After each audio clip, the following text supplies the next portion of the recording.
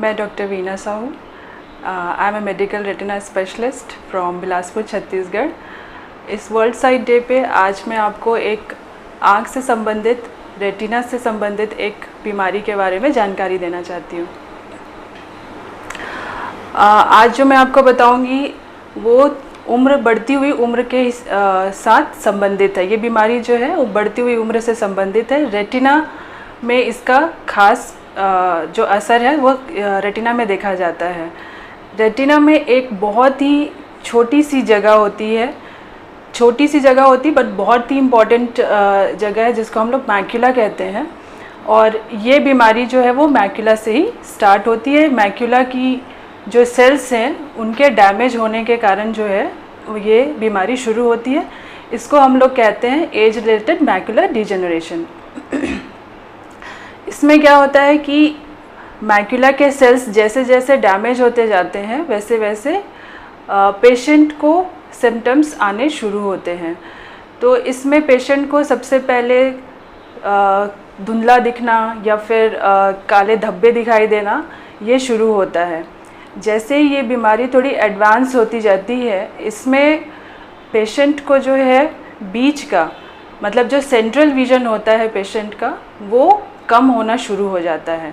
Mainly ये central vision को ही hamper करता है और आगे जाते जाते फिर वो जो बीच की जो चीज़ें हैं या पढ़ने के टाइम पे या फिर आप कहीं भी कोई भी चीज़ या वस्तु को देख रहे होते हैं तो उस समय आपको बीच में पूरा एक काला धब्बा दिखता है, लेकिन जो पेरिफेरल विज़न होता है वो इसमें जो है वो बचा रहता है, मतलब वो सेफ रहता है। अब इसके एज रिलेटेड मैक्यूलर डिजेनरेशन के दो प्रकार होते हैं। एक होता है वेट ARMD कहते हैं मेडिकल टर्म्स में, और एक होता है ड्राई ARMD। तो इसमें हिंदी में इसको गीला या सूखा करके हम बता सकते हैं। तो जो सूखा पार्ट होता है, जो प्रकार होता है ड्राई ARMD, उसमें क्या होता है कि उसमें पेशेंट को काले धब्बे दिखाई देते हैं, लेकिन वो बहुत ज़्यादा चिंताजनक वाली बात नहीं होती है। उसको हम कुछ मल्टीविटामिन्स वगैरह देके उसको जिस स्टेज पे है उसी स्टेज पे हम उसको रोकथाम कर सकते हैं।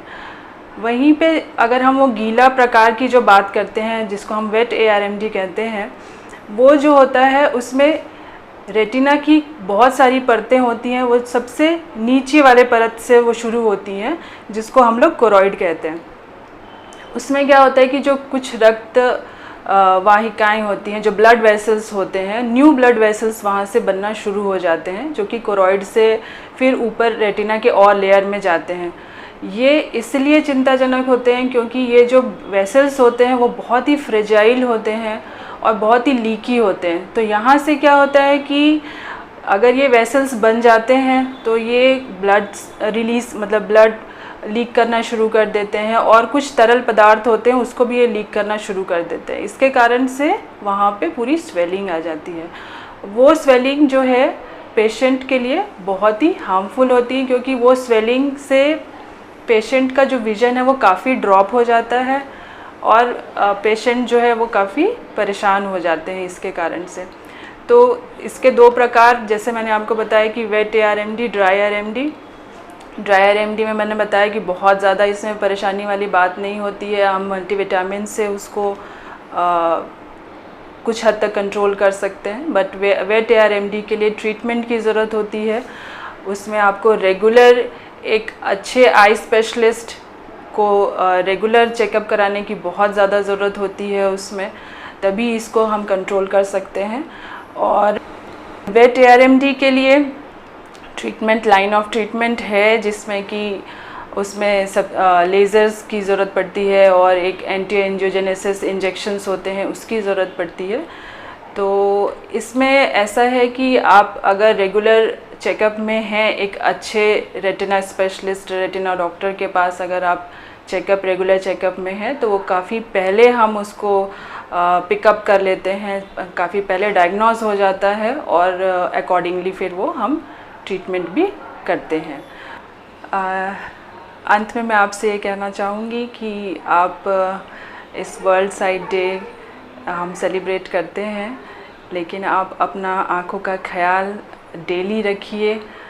अपनी आँखों में जो भी परेशानी हो, चाहे धुंधलापन हो आपकी आँख में, चाहे लालिमा हो, गड़न चुभन हो, किसी भी प्रकार की परेशानी अगर आपके आँख में आती है तो एक अच्छे आई स्पेशलिस्ट से ज़रूर कंसल्ट करें और एक अच्छी सलाह लें, और जो भी आपको सलाह जो डॉक्टर देते हैं उसके हिसाब से अपना ट्रीटमेंट आप आगे कराइए।